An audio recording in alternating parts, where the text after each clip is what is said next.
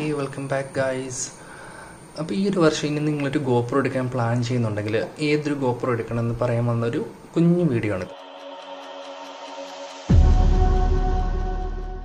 ഇത് GoPro11 ആണ് കേട്ടോ. ഇതാണ് ഞാൻ നേരത്തെ യൂസ് ചെയ്തുകൊണ്ടിരുന്ന ക്യാമറ.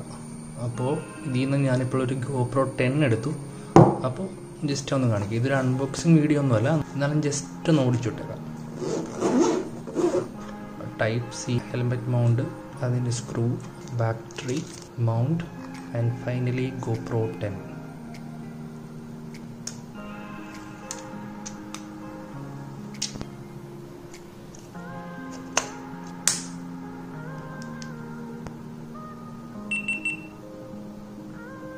അപ്പോൾ ഇനി ബാക്കി വരുന്ന പറയുന്നത് നമ്മുടെ ഫോണുമായിട്ടുള്ള കുറച്ച് കണക്ഷനും കാര്യങ്ങളൊക്കെയാണ്. അപ്പോൾ ഫിനിഷ് ചെയ്തിട്ട് ബാക്കി പറയാം. ഓക്കെ, അപ്പോൾ നമ്മൾ GoPro ക്യാമറ ഫോണിലെ ആപ്പൊക്കെ ആയിട്ട് കണക്ട് ചെയ്ത് അപ്ഡേറ്റും കാര്യങ്ങളൊക്കെ കഴിഞ്ഞിട്ടുണ്ട്. ഓക്കെ, ഇനി നമ്മുടെ ടോപ്പിക്കിലേക്ക് വരാം. അതായത് ഇപ്പോൾ ഞാൻ നേരത്തെ യൂസ് ചെയ്യേണ്ടത് GoPro8 ആണ്, ഇപ്പോൾ 10 ആണ് എടുത്തേക്കുന്നത്. ഓക്കെ, അപ്പോൾ GoPro ഓരോ പുതിയ മോഡൽ ഇറക്കുന്ന ടൈമിലും കുറേ വ്യത്യാസങ്ങൾ കൊണ്ടുവരും. അതായത് frame rate, mega pixel, resolution, അങ്ങനെ ഓരോ വ്യത്യാസങ്ങൾ. അപ്പോൾ അതിലൊരു മെയിൻ വ്യത്യാസം എന്ന് പറയുന്നത് ഈ GoPro8 എന്ന് പറയുമ്പോഴത്തേനും 12 MB ക്യാമറയാണ് വരുന്നത്. അപ്പോൾ 9ഉം 10ഉം വരുമ്പോഴത്തേനും 23 ആവും. അപ്പോൾ GoPro ഓരോ പുതിയ മോഡൽ ഇറക്കുന്നത് ഒരു വർഷത്തെ സെപ്റ്റംബർ മാസത്തിലാണ് കേട്ടോ. അപ്പോൾ നമ്മൾ ഈ ഒരു 2022 സെപ്റ്റംബറിലും GoPro11 നമ്മൾ പ്രതീക്ഷിക്കുന്നുണ്ട്. അതായത് ഏതൊരു മോഡൽ ഇറങ്ങുന്നതിന് മുമ്പാണെങ്കിലും കുറച്ച് ഇൻഫർമേഷൻസ് ലീക്ക് ആവുമല്ലോ. അപ്പോൾ അങ്ങനെ ലീക്കായ കുറച്ച് ഇൻഫർമേഷൻ വെച്ചിട്ട് നമുക്ക് നോക്കാം. അപ്പോൾ നിങ്ങളൊരു പുതിയ GoPro ക്യാമറ യൂസറാണ്, അല്ലെങ്കിൽ ഒരു പുതിയ ആക്ഷൻ ക്യാമറ യൂസറാണെങ്കിൽ ഈ ഒരു GoPro8 തന്നെ ധാരാളമാണ്. കാരണം 4K റെക്കോർഡിംഗ് 30 ഫ്രെയിം പെർ സെക്കൻഡിൽ അവൈലബിൾ ആണ് GoPro8ൽ. അതുപോലെ തന്നെ നല്ല ഡീസൻറ്റ് ഫോട്ടോസ് എടുക്കാൻ പറ്റും. അതുപോലെ ഇതിൻ്റെ ബാറ്ററി ബാക്കപ്പ് എന്ന് പറയുന്നത് 9ഉം 10ഉം കമ്പയർ ചെയ്ത് കൂടുതലാണ്.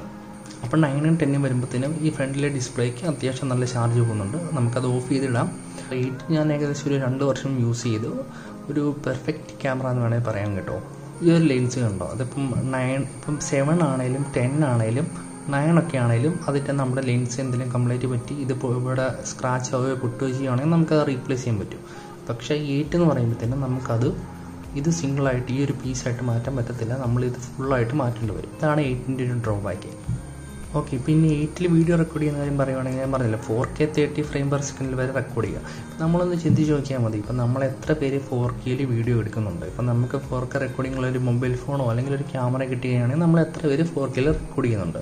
ഇപ്പോൾ ഇൻ കേസ് നമ്മളൊരു വീഡിയോ 4Kയിൽ റെക്കോർഡ് ചെയ്തിട്ട് അത് അപ്ലോഡ് ചെയ്യുകയാണെങ്കിൽ നമ്മൾ എത്ര പേര് ഒരു 4Kയിൽ ഇട്ട് കാണുന്നുണ്ട്. ഇപ്പോൾ യൂട്യൂബിൽ നമ്മളൊരു വീഡിയോ സ്ട്രീം ചെയ്യുകയാണെങ്കിൽ എത്ര പേര് 4Kയിൽ ഇട്ട് കാണുന്നുണ്ട്. നമ്മൾ മാക്സിമം പോയ ഒരു 1080pയിലൊക്കെ ഇട്ട് കാണത്തുള്ളൂ. അപ്പോൾ അങ്ങനെ നോക്കുകയാണെങ്കിൽ ഈ ഒരു ക്യാമറ അത്യാവശ്യം ഒരു വ്ളോഗിങ്ങിനോ അത്യാവശ്യം വീഡിയോ റെക്കോർഡിങ്ങിനും കാര്യങ്ങളും എല്ലാത്തിനും നമ്മൾ GoPro8 തന്നെ മതി കേട്ടോ.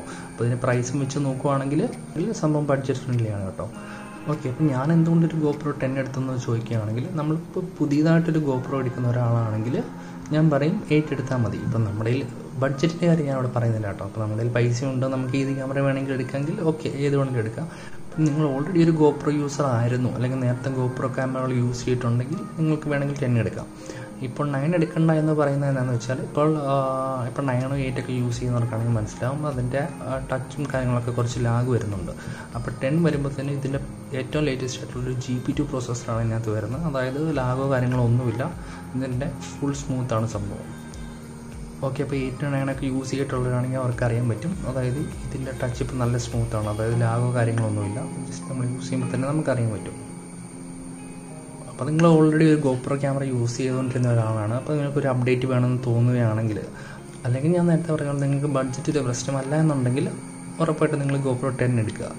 ഇനി GoPro11ലേക്ക് വരാം. അതായത് ഇപ്പം ഞാൻ പറയല്ലോ, നമുക്ക് ഏതൊരു പ്രോഡക്റ്റ് ഇറങ്ങുന്നതിന് മുമ്പ് അതിൻ്റെ കുറച്ച് ലീക്സ് ഇറങ്ങുമല്ലോ. അപ്പോൾ അങ്ങനെ കിട്ടിയ കുറച്ച് ഇൻഫർമേഷനാണ്. അപ്പോൾ GoPro10ൽ നമുക്ക് റെക്കോർഡ് ചെയ്യാൻ പറ്റുന്നത് 5.3K at 60 ഫ്രെയിം പെർ സെക്കൻഡാണ്. അപ്പോൾ GoPro11ൽ വരുന്നത് 5.7 or 6 എന്നാണ് പറയുന്നത്. ഞാൻ നേരത്തെ പറഞ്ഞു കൂടുതൽ ആൾക്കാരും നമ്മൾ 4Kയിൽ റെക്കോർഡ് ചെയ്യുന്നില്ല, അല്ലെങ്കിൽ 4Kയിൽ വീഡിയോ കാണുന്നില്ല. അപ്പോൾ അങ്ങനെയുള്ള ഒരാൾക്ക് എന്തിനാണ് ഈ 5.7 അല്ലെങ്കിൽ 6K എന്ന് എനിക്ക് അറിയത്തില്ല.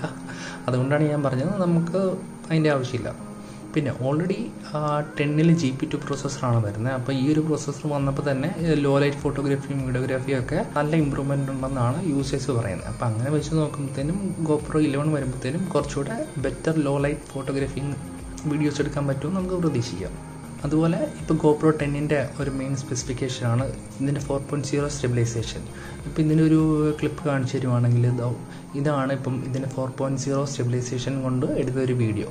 അപ്പോൾ ഈ ഒരു വീഡിയോ തന്നെ കാണാൻ നമുക്ക് സ്റ്റെബിലൈസേഷൻ എന്തോരം വർക്ക് ചെയ്യുന്നുണ്ടെന്ന്. അപ്പോൾ GoPro 11ലേക്ക് വരുമ്പോഴത്തേനും ഒരു 5.0 സ്റ്റെബിലൈസേഷനൊക്കെ വന്നു കഴിയുമ്പോഴത്തേനും അപ്പോൾ ഇതൊക്കെയാണ് റൂമർ അല്ലെങ്കിൽ എക്സ്പെക്റ്റഡ് GoPro 11 ഫീച്ചേഴ്സ് എന്ന് വേണമെങ്കിൽ പറയാം. പിന്നെയെന്ന് പറഞ്ഞാൽ GoPro യൂസേഴ്സ് ഏറ്റവും ആഗ്രഹിച്ചിരുന്നൊരു ഫീച്ചർ എന്താണെന്ന് വെച്ചാൽ ഇതിൻ്റെ ഹീറ്റിംഗ് ഇഷ്യൂ ആണ്. അതായത് ഇപ്പോൾ GoPro 10 ഒക്കെയാണെങ്കിൽ എനിക്ക് തോന്നുന്നു ഒരു 30 മിനിറ്റ്സ് കണ്ടിന്യൂസ് വീഡിയോ റെക്കോർഡ് ചെയ്ത് കഴിയുമ്പോഴത്തേനും ഹീറ്റായി കഴിയുമ്പോഴത്തേനും ഓട്ടോമാറ്റിക്കലി എന്തോ മെസ്സേജും കാര്യങ്ങളൊക്കെ വരും, അങ്ങനെ ഒരു സംഭവമുണ്ട്. പക്ഷേ GoPro 8 അങ്ങനെ ഒരു സംഭവമില്ല. ഇത് കണ്ടിന്യൂസ്ലി യൂസ് ചെയ്യുമ്പോൾ ഈ പറഞ്ഞ പോലെ ക്യാമറയൊക്കെ നല്ല പഴുത്തൊരുമാതിരി തേപ്പൊട്ടി പരിഭാവം കേട്ടോ. ഈ ഒരു പാട്ടൊക്കെ നല്ലപോലെ ചൂടാകും കേട്ടോ. അപ്പോൾ നമ്മുടെ ഈ ഒരു ഹീറ്റിംഗ് ഇഷ്യൂ കൂടെ ഇവർക്ക് എന്തെങ്കിലും പരിഹരിക്കാൻ പറ്റുവാണെങ്കിൽ നമ്മൾ കുറേ യൂസേഴ്സ് എന്തെങ്കിലും ഇൻസ്റ്റാ 360 പോലെയോ അല്ലെങ്കിൽ വേറെ ക്യാമറയിലേക്കൊക്കെ പോകുന്നവരുണ്ട്. അപ്പോൾ ആ ഒരു യൂസേഴ്സിനും കൂടെ തിരിച്ച് GoProയിലേക്ക് തന്നെ കൊണ്ടുവരാൻ പറ്റും. അപ്പോൾ ഈ ഒരു ഹീറ്റിംഗ് ഇഷ്യൂ കൂടെ സോൾവ് ചെയ്ത് ഒരു GoPro 11 ക്യാമറ ഇറക്കുകയാണെങ്കിൽ അതൊരു പെർഫെക്റ്റ് മോഡലായിരിക്കും. അപ്പോൾ ഇത്രയും പറയാവുന്നൊരു കുഞ്ഞു വീഡിയോ ആട്ടോ ഇത്. അപ്പോൾ നിങ്ങൾക്ക് GoPro 8 വേണോ 10 വേണോ അതോ സെപ്റ്റംബറിൽ ഇറങ്ങും എന്ന് പ്രതീക്ഷിക്കുന്ന 11 വേണോ?